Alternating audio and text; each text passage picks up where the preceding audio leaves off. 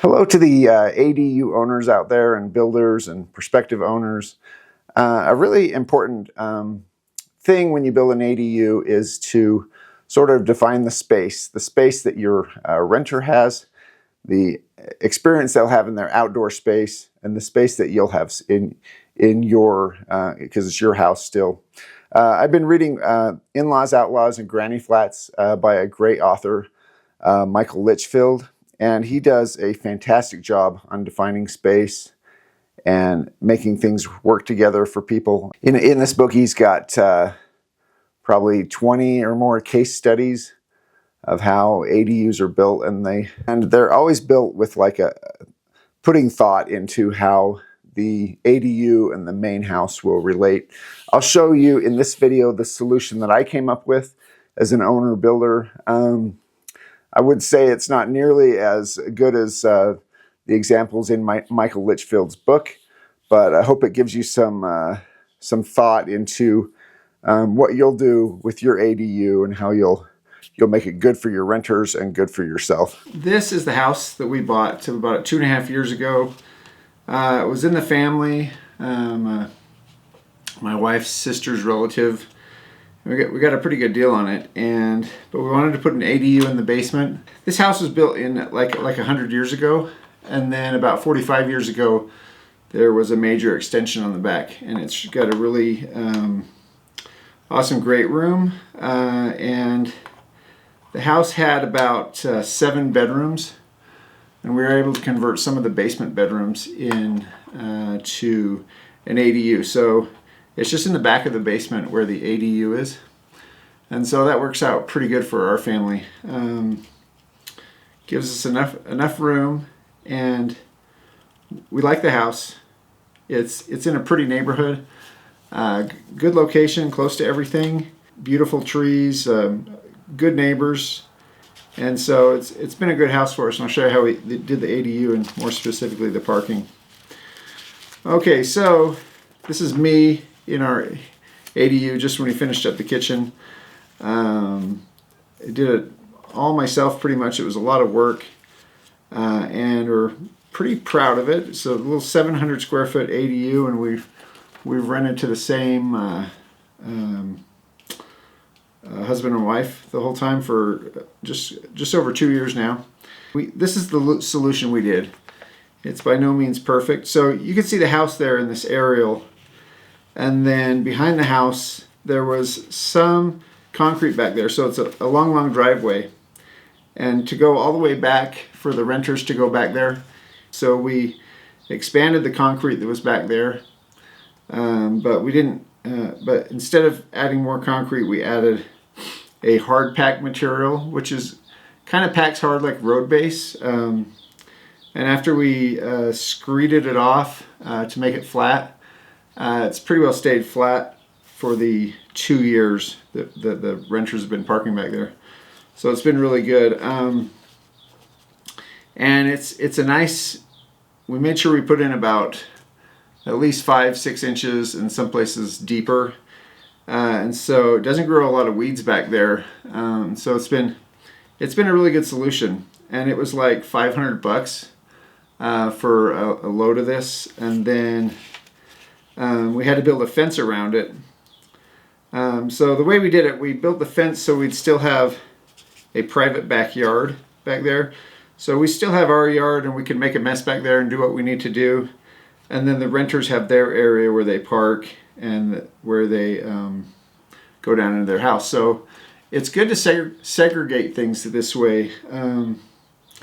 I think it's good because they feel like they're not in our business, and we feel like we're not in their business. And the income from the ADU pays for about half of our mortgage, and so it's actually pretty nice to have. So you can see we have a nice private backyard still, and we like it. I feel like it's still enough backyard for us. In fact, it's plenty. If there was more, it'd just be more to maintain. I used railroad ties, and that gave a nice sort of basin to fill in that hard pack in, so we could get the 6 inches of hard pack. So get it deep enough to keep the weeds out.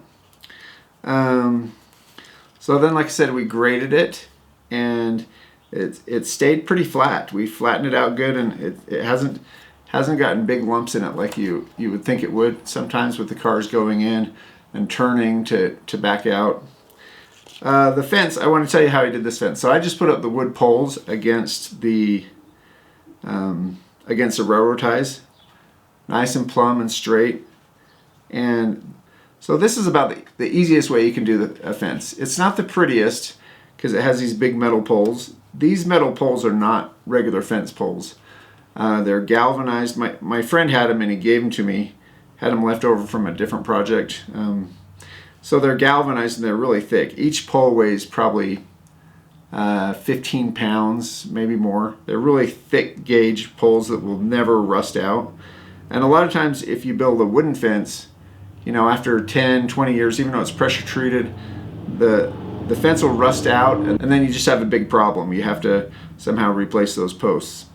So I just put the posts in, and then I screwed the rails to it, and then just made sure as I put in the slats in the fence, I just nailed those to the rails. I had a nail gun. It was just pop, pop, pop, pop, and it went pretty fast. So that is maybe not the prettiest way to build a fence, but as you see from our backyard, it looks pretty good. From the renter's perspective, it's just a flat fence with no character.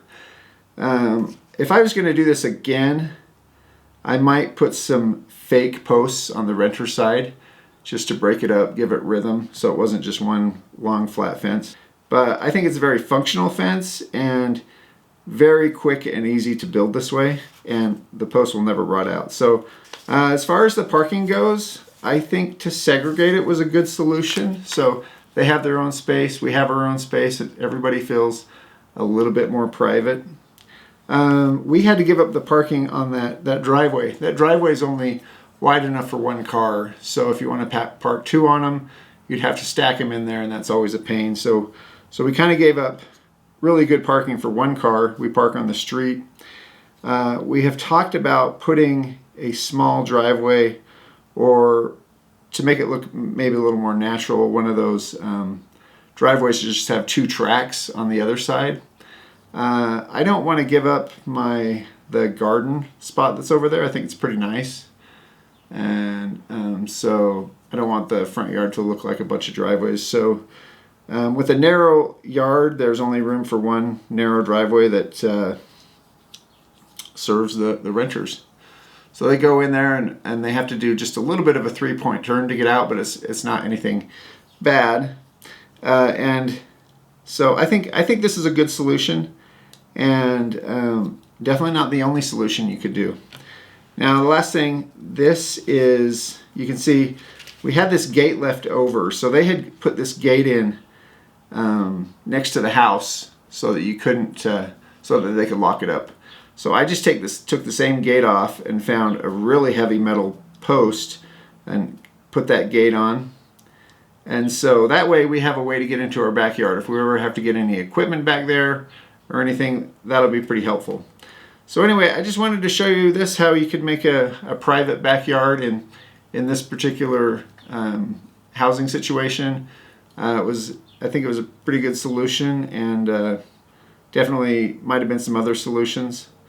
But let me know what you think, and if you think there's a better solution. And anyway, this has been Paul with ADU owner, and good luck on your ADUs, and I hope you have success with them and you feel good about providing housing for those that need it. So